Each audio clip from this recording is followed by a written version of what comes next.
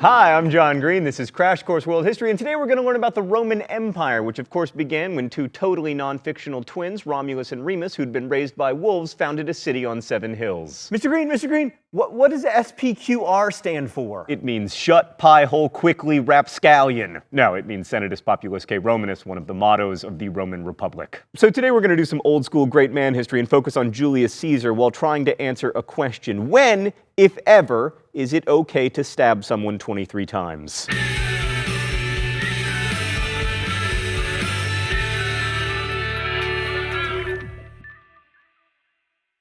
Shakespeare answers that question by saying that Roman senators killed Caesar because he was going to destroy the Roman Republic. But even if that's true, we still have to answer whether A, the Roman Republic was worth preserving, and B, whether Caesar actually destroyed it. One of the things that made the Roman Republic endure, both in reality and in the imagination, was its balance. According to the Greek historian Polybius, the 3 kinds of government, monarchy, aristocracy, and democracy, were all found united in Rome. And it was no easy thing to determine with assurance whether the entire state was an aristocracy, a democracy, or a monarchy. At the heart of this blended system was the Senate, a body of legislators chosen from a group of elite families. Rome was divided into 2 broad classes: the patricians, a small group of aristocratic families, and the plebeians, basically everyone else. The Senate was sort of a mixture of legislature and giant advisory council. Their main job was to set policy for the consuls. Each year, the Senate would choose from among its ranks 2 co-consuls to serve as sort of the chief executives of Rome. There needed to be 2 so that they could check each other's ambition, and also so that one could,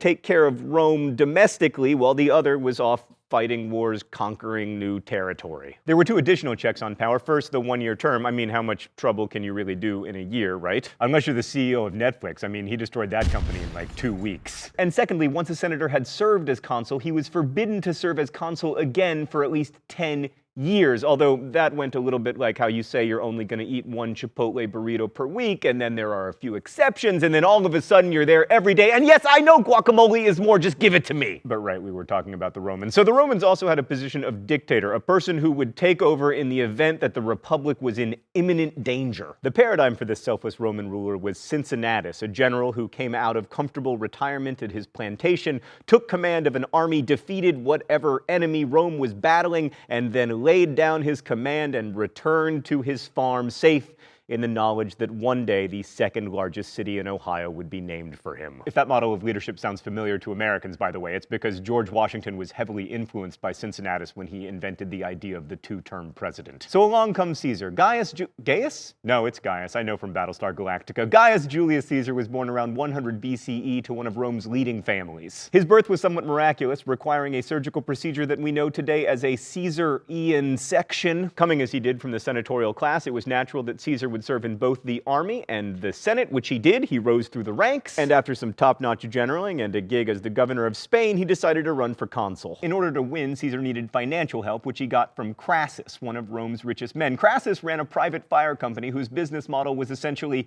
hey, I notice your house is on fire. Give me some money and I'll help you out with that. Caesar succeeded in becoming consul in 59 BCE and thereafter sought to dominate Roman politics by allying himself with Crassus and also with Rome's other most powerful man, the general Pompey. You'll no doubt remember Pompey from his fascination with Alexander the Great. Pompey, Crassus, and Caesar were the so-called First Triumvirate, and the alliance worked out super well for Caesar. Not so well for the other 2. Let's go to the thought bubble. After a year as consul that included getting the Senate to pass laws largely because of intimidation by Pompey's troops, Caesar landed the governorship of Gaul, at least the southern part of Gaul that Rome controlled. He quickly conquered the rest of Gaul, and his 4 loyal armies, or legions as the Romans called them, became his source of power. Caesar continued his conquests, invading Britain and waging another successful war against the Gauls. While he was away, Crassus died in battle with the Parthians, and Pompey, who had become Caesar's rival and enemy, was elected consul. Pompey and the Senate decided to try to strip Caesar of his command and recall him to Rome. If he returned to Rome without an army, Caesar would have been prosecuted for corrupt consuling and also probably exceeding his authority as governor, so instead, he returned with the 13th Legion.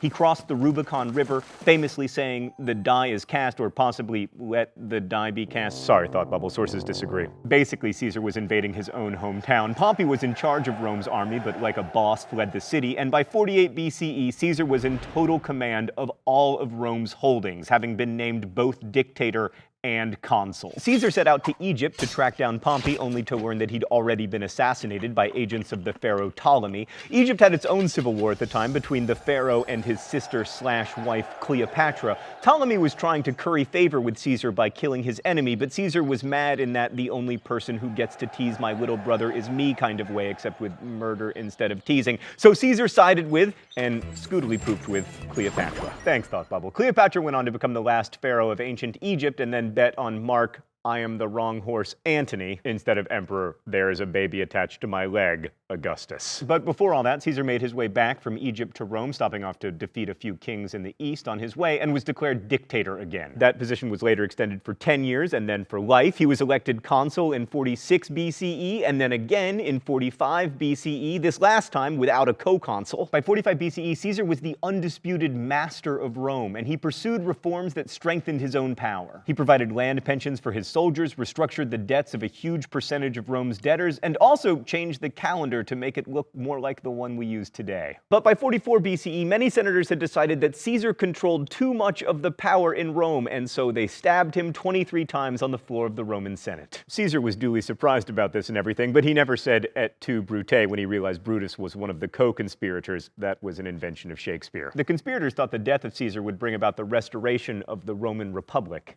And they were wrong. For one thing, Caesar's reforms were really popular with the Roman people, who were quick to hail his adopted son Octavian, as well as his second-in-command, Mark, I am the wrong horse, Antony, and a dude named Lepidus, as a second triumvirate. This triumvirate was an awesome failure, degenerating into a second civil war. Octavian and Antony fought it out. Antony, being the wrong horse, lost. Octavian won, changed his name to Caesar Augustus, became sole ruler of Rome, attached a baby to his leg, adopted the title emperor, and started printing coins identifying himself as Divini Filius, the Son of God. More on that next week. Although Augustus tried to pretend that the forms of the Roman Empire were still intact, the truth was he made the laws and the Senate had become nothing more than a rubber stamp. Which reminds me, it's time for the open letter. Movie magic! An open letter to the Roman Senate. Oh, but first, let's check what's in the secret compartment. Oh, it's a harmonica. Stan, do you want me to play some old Roman folk songs? Very well.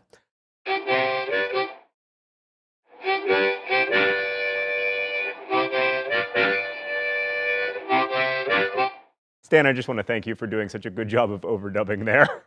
Dear Roman Senate, whether you were rubber stamping the laws of Emperor Augustus or stabbing Caesar on the floor of your sacred hall, you were always doing something. I don't want to sound nostalgic for a time when people lived to be 30, a tiny minority of adults could vote, and the best fashion choice was bed sheets. But oh my God, at least you did something! Your Senate was chosen from among the patrician class. Our Senate here in the United States is chosen from among the obstructionist class. But don't get me wrong, Roman Senate, you were terrible. Best wishes, John Green. So did Caesar destroy the Roman Republic? Well, he started a series of civil wars, he seized power for himself, he subverted the ideas of the Republic, he changed the Constitution, but he's only really to blame if he was the first one to do that. And he wasn't. Take the general Marius, for instance, who rose to power on the strength of his generalship and on his willingness to open up the army to the poor, who were loyal to him personally and not to Rome, and whom he promised land in exchange for their good service in the army. This, of course, required the Romans to keep conquering new land so they could keep giving it to new legionnaires. Marius was also consul 5 times in a row, 60 years before Caesar. Or look at the Roman general Sulla, who, like Marius, ensured that his armies would be more loyal to him personally than to Rome, but who marched against Rome itself and then became its dictator, executing thousands of people in 81 BCE, 30 years before Caesar entered the scene. There's another way of looking at this question altogether if we dispense with great man history. Maybe Rome became an empire before it had an emperor. Like, remember the Persian Empire? You'll recall that that empire had some characteristics that made it imperial, like a unified system of government, continual military expansion, and a diversity of subject peoples. The Roman Empire had all 3 of those characteristics long before it became the Roman Empire. Like, Rome started out as a city, and then it became a city-state,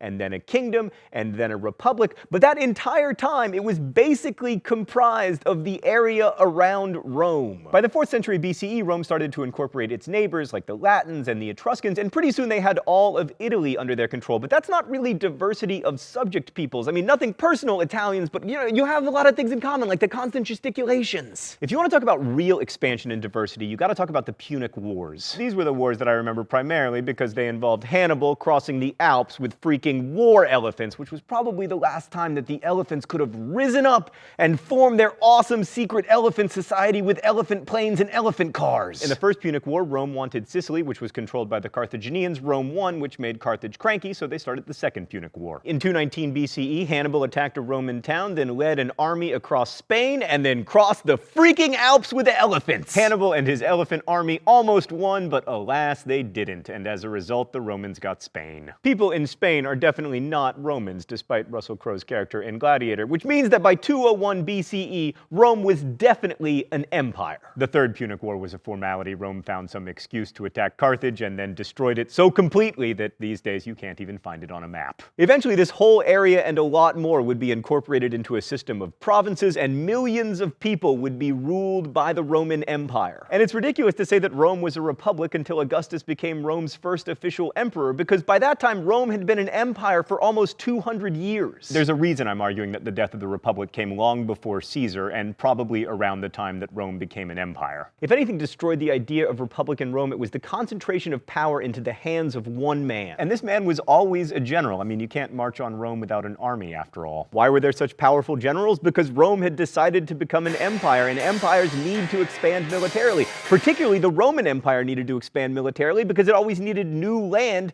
to give its retired legionnaires. That expansion created the all-powerful general, and the incorporation of diverse peoples made it easier for them to be loyal to him rather than to some abstract idea of the republic. Julius Caesar didn't create emperors. Empire created them. Next week, we'll be discussing Christianity, so that shouldn't be controversial. Until then, thanks for watching.